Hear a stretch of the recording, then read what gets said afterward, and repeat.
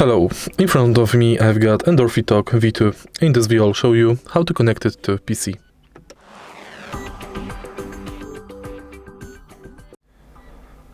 In the beginning, you can connect the keyboard with PC in three ways.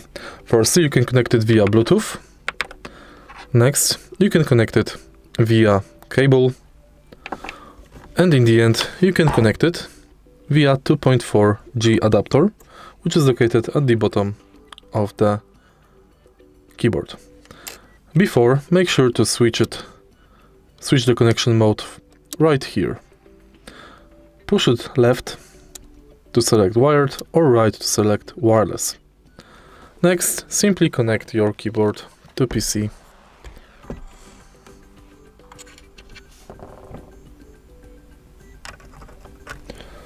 If you find this video helpful, please leave like, comment and subscribe.